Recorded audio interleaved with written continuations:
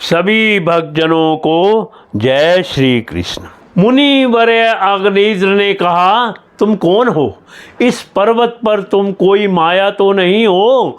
बहुओं के ओर संकेत करके सखे तुमने ये बिना डोरी के दो धनुष क्यों धारण कर रखे हैं? क्या इनसे तुम्हारा कोई अपना प्रयोजन है, अथवा इस संसार रम्य मुझ जैसे मतवाले मृगों का शिकार करना चाहते हो? कटाक्षों को लक्ष्य करके तुम्हारे ये दो बाण तो बड़े सुंदर और पैने हैं। अहो, इनके कमल दल के पंख हैं, देखने में बड़े शांत हैं और हैं भी पंखहीन। यहाँ वन में विचरते हुए तुम इन्हें किस पर छोड़ना चाहते हो?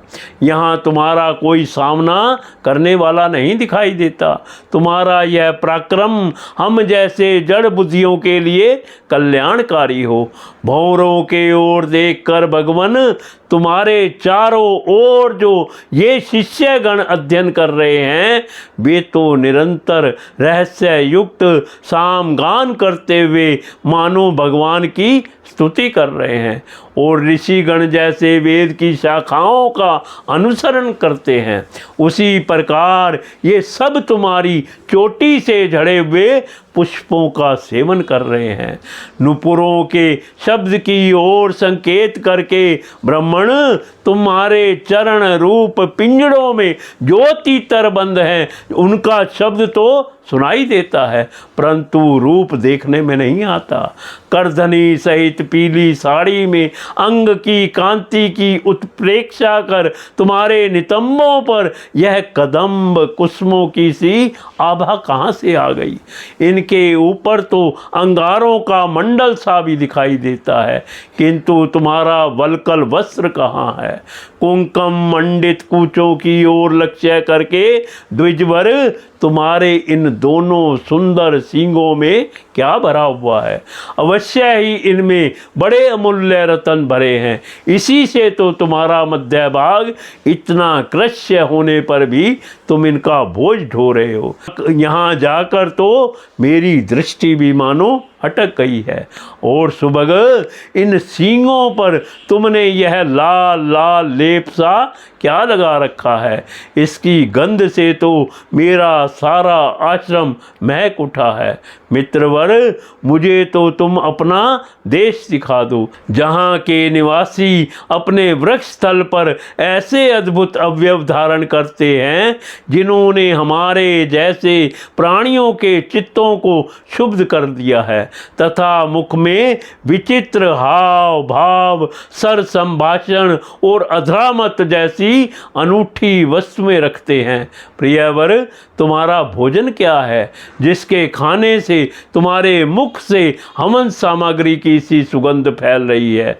मालूम होता है तुम कोई विष्णु भगवान की कला ही हो, इसीलिए तुम्हारे कानों में कभी पलक ना मारने वाले मकर के आकार के दो कुंडल हैं। तुम्हारा मुख एक सुंदर सरोवर के समान है, उसमें तुम्हारे चंचल नेत्र भय से कांपती हुई दो मछलियों के समान, दंत पंक्ति हंसों के समान और घुंघराली अलकावली भौरों के समान शोभायमान है। तुम जब अपने कर कमलों से थपकी मारकर इस गेंद को उछालते हो, तब वह दिशा विदिशाओं में जाती हुई मेरे नेत्रों को तो चंचल कर ही देती है, साथ साथ मेरे मन में भी खलबली पैदा कर देती है। तुम्हारा बांका जटाजूट खुल गया है, तुम इसे संभालते नहीं? अरे, यह धूर्त वायु कैसा दुष्ट है जो बार बार तुम्हारी नीवी वस्त्र को उड़ा देता है। तपोधन, तपस्वियों के तप को भ्रष्ट करने वाला यह अनूप रूप तुमने किस तप के प्रभाव से पाया है?